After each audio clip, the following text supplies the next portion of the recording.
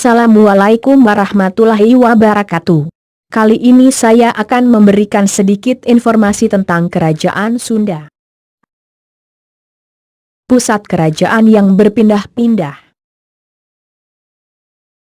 Menurut Tome Pires, Kerajaan Sunda diperintah oleh seorang raja. Raja tersebut berkuasa atas raja-raja di daerah yang dipimpinnya. Kerajaan Galuh. Sejarah di Jawa Barat setelah Tarumanegara tidak banyak diketahui. Kegelapan itu sedikit tersingkap oleh prasasti Canggal yang ditemukan di Gunung Wukir, Jawa Tengah berangkat tahun 732 Masehi. Prasasti Canggal dibuat oleh Sanjaya sebagai tanda kebesaran dan kemenangannya. Prasasti Canggal menyebutkan bahwa Sanjaya adalah anak Sanaha, saudara perempuan Raja Sana. Dalam kitab Carita Parahyangan juga disebutkan nama Sanjaya. Menurut versi kitab Carita Parahyangan, Sanjaya adalah anak Raja Sena yang berkuasa di Kerajaan Galuh. Kerajaan Prahajian Sunda. Nama Sunda muncul lagi pada prasasti Sahyang Tapak yang ditemukan di Pancalikan dan Bantar Muncang daerah Cibadak, Sukabumi. Prasasti itu berangkat tahun 952 Saka berbahasa Jawa kuno dengan huruf Kawi. Nama tokoh yang disebut adalah Maharaja Srijaya Bhupati Jayamanahan Wisnumurti Samarawijaya Sakala Pawana Mandala Swaranindita Harogowardana Wikramotunggadewa, sedangkan daerah kekuasaannya disebut Prahajian Sunda. Kerajaan Kawali. Pada zaman pemerintahan siapa pusat kerajaan Sunda mulai berada di Kawali tidak diketahui secara pasti.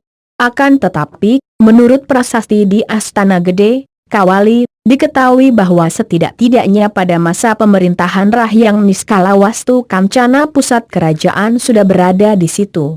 Istananya bernama Surawisesa. Raja telah membuat selokan di sekeliling keraton dan mendirikan perkampungan untuk rakyatnya. Kerajaan Pakuan Pajajaran.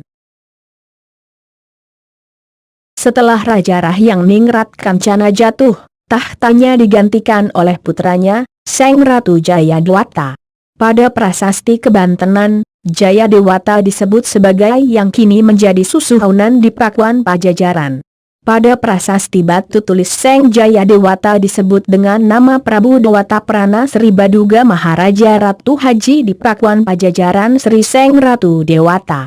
Sejak pemerintahan Sri Baduga Maharaja, pusat kerajaan beralih dari Kawali ke Pakuan Pajajaran yang dalam kitab Carita Parahyangan disebut Sri Bima Untarayana Madura Suradipati. Menurut kitab Carita Parahyangan, Raja menjalankan pemerintahan berdasarkan kitab hukum yang berlaku sehingga terciptalah keadaan aman dan tenteram, tidak terjadi kerusuhan atau perang. Sistem kerajaan dan birokrasi. Hierarki atau birokrasi kerajaan Sunda jelas membagi urutan-urutan jabatan kerajaan, seperti yang tertuang pada naskah Sang Hyang Siksakanda NG Karesian, menyebutkan anak bakti kepada bapa, istri bakti kepada suami, rakyat bakti kepada majikan, murid bakti kepada guru, petani bakti kepada wado, pejabat rendah, wado bakti kepada mantri, mantri bakti kepada nunangganan, nunangganan bakti kepada mangkubumi, mangkubumi bakti kepada raja, raja bakti kepada dewata, dewata bakti kepada hyang. Selain itu, ada jabatan raja-raja daerah yang merdeka, namun tetap mengakui Raja Sunda di Pakuan Pajajaran. Keraton Kerajaan Sunda. Keraton Kerajaan Sunda ada 5 buah dengan susunan yang berjajar. Yang pertama adalah Suradipati sebagai bangunan induk.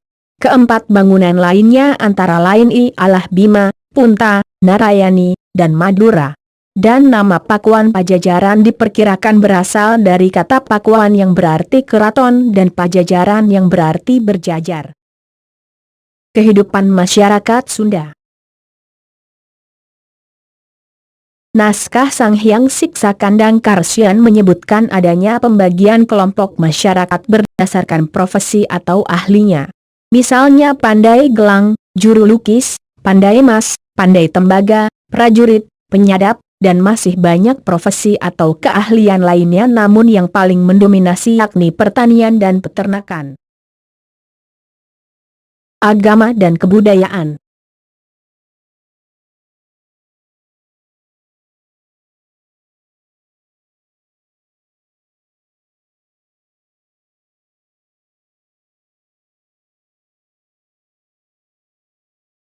Terima kasih telah menyaksikan video ini. Apabila ada kurangnya, saya minta maaf. Wassalamualaikum warahmatullahi wabarakatuh.